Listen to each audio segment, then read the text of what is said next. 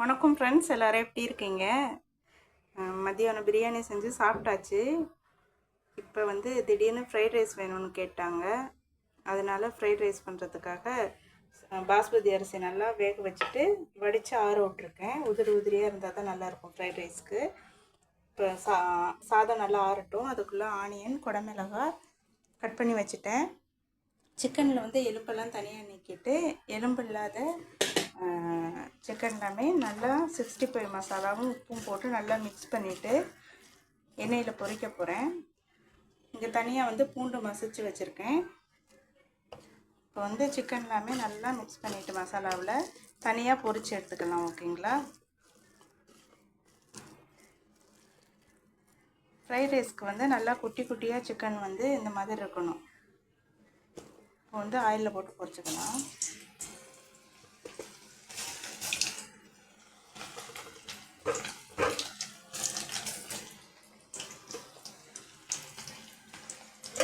இப்போ வந்து எலும்பு உள்ள சிக்கனை தனியாக போட்டு மசாலா போட்டு மிக்ஸ் பண்ணிக்கலாம். இதை வந்து நம்ம ரைஸ் கூட வச்சு சாப்பிட்டுக்கலாம். ரைஸில் மிக்ஸ் பண்ண முடியாது.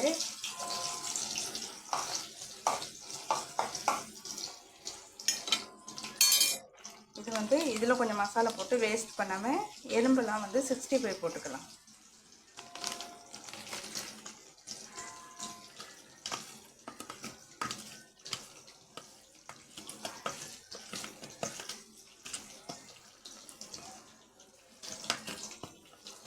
கேசரி பவுடர் எதுவுமே ஃபுட் கலர்ஸ் எதுவுமே சேர்க்கலை.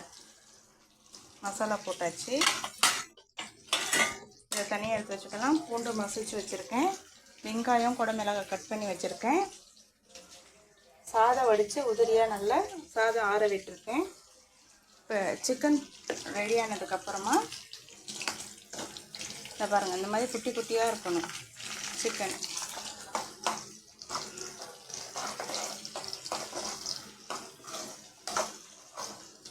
இதில் என்ன கொடுமையான விஷயம்னா,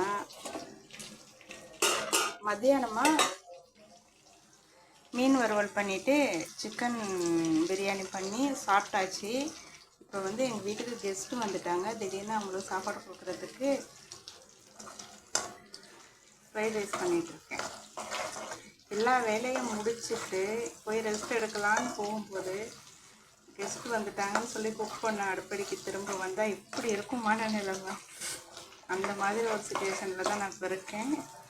ஓகே ஃப்ரெண்ட்ஸ், என்ன பண்ணுறது, நம்ம வீட்டுக்கு வந்தவங்களுக்கு நம்ம சாப்பாடு போடாமல் அனுப்ப முடியாது. பாருங்கள், சிக்கன் இப்படி இருக்கணும்.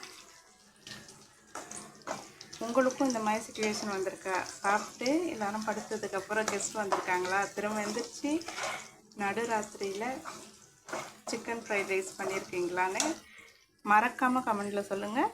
வீடியோஸ் பிடிச்சிருந்தா மறக்காமல் லைக் பண்ணுங்கள் ஃப்ரெண்ட்ஸ். தேங்க்யூ. ஃப்ரைட் ரைஸ் ஃபைனலாக எப்படி வந்திருக்குன்னு ப்ளேட் பண்ணி காமிக்கிறேன். ஓகேங்களா? பாய்.